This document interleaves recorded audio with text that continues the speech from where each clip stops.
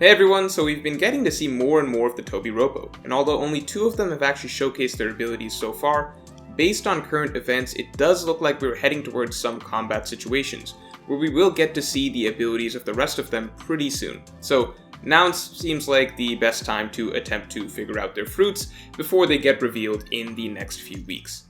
Now, one thing I really like about One Piece is that very often a character's devil fruit will reflect their character to a degree, so you can kind of guess their character a little bit based on their fruit or vice versa.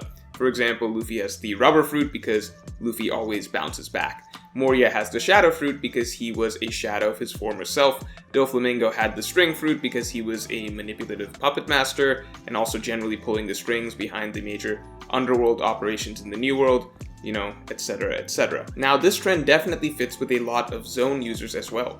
You have characters like Lucci, where the leopard makes sense for an undercover government assassin, as the leopard is a camouflaged predator.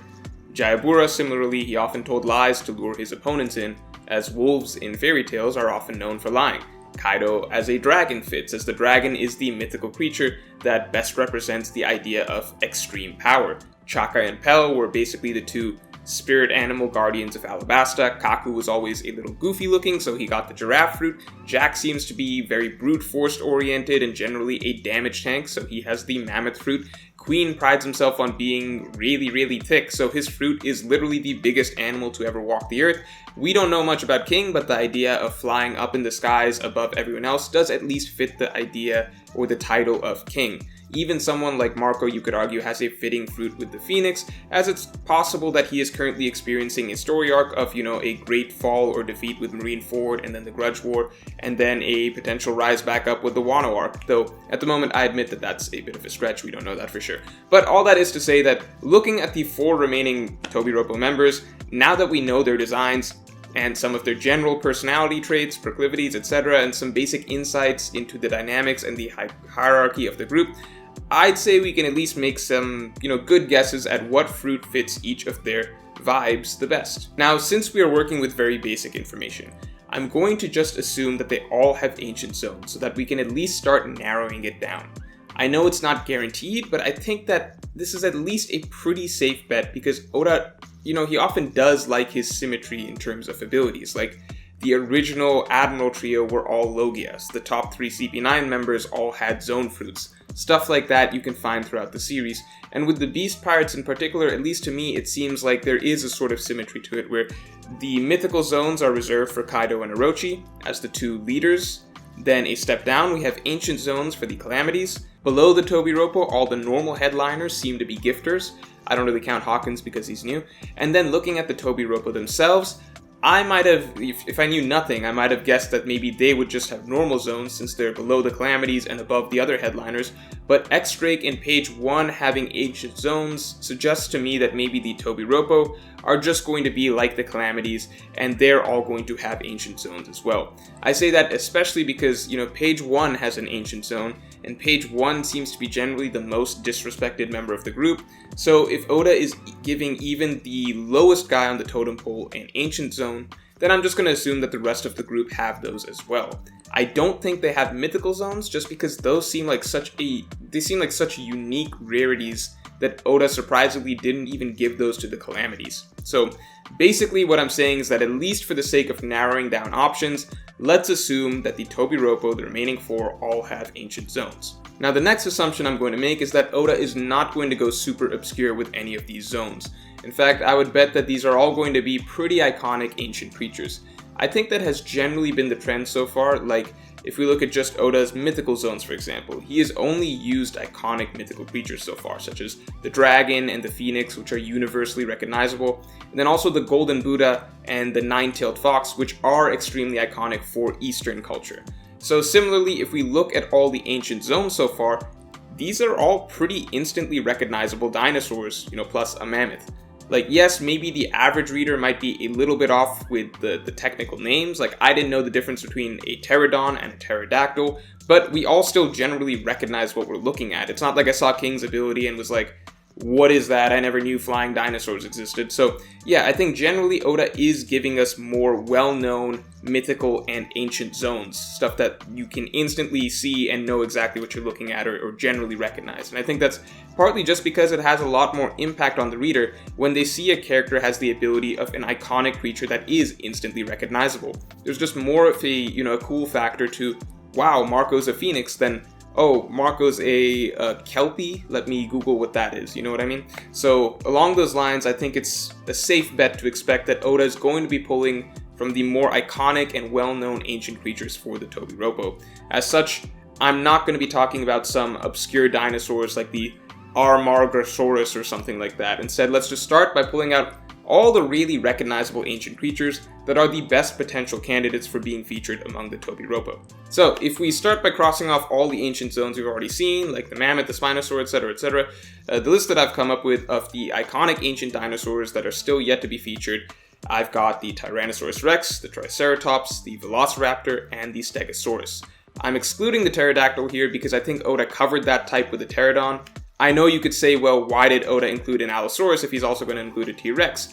But I think that's a little bit different just because that general type of dinosaur that's basically a big land predator with big teeth and small arms, it's so iconic and recognizable, and there's so many different types that, including a couple of those types in one piece feels like it makes sense. But with the flying type, I think one pretty much covers it, with the pterodon, and especially because it's king's fruit, I think it makes sense for that ability to be a little more unique.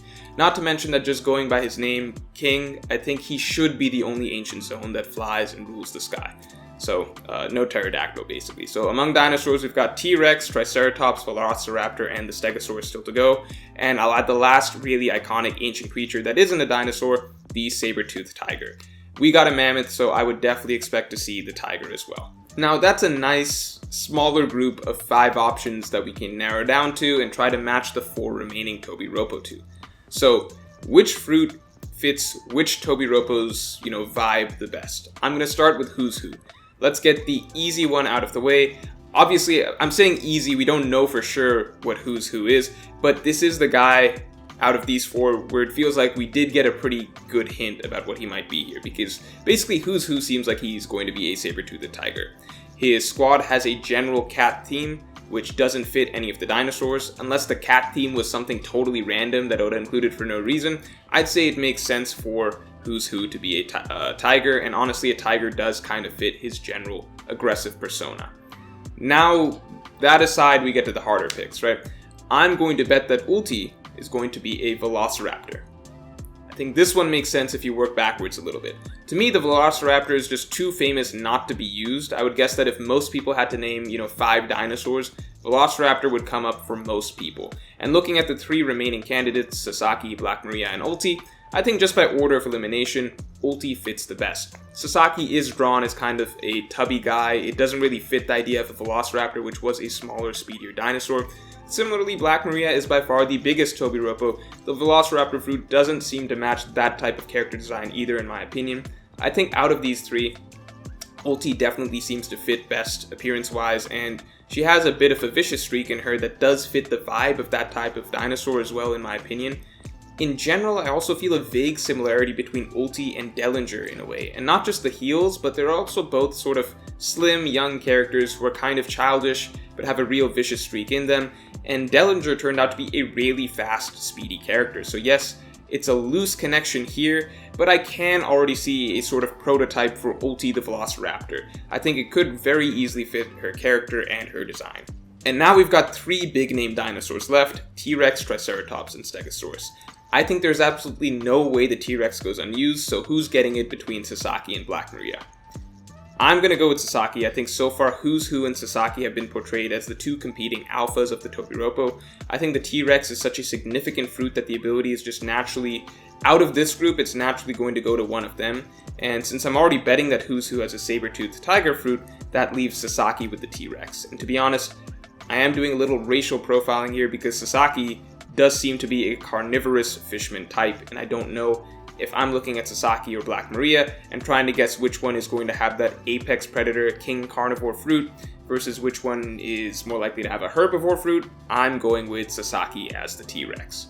And so then lastly we have Black Maria. but we still have two zone possibilities left, the Triceratops and the Stegosaurus. I'll be honest, I don't think Black Maria is really an obvious choice for either of these. Like, nothing about her immediately screams Triceratops or Stegosaurus to me. This is just what it's kind of come down to through process of elimination. I'd say vaguely that if anyone out of the group were to be a herbivore type, she seems the most likely, as she wasn't particularly combative with the other members of the group, and as we saw in chapter 982, she isn't even going to compete to find Yamato.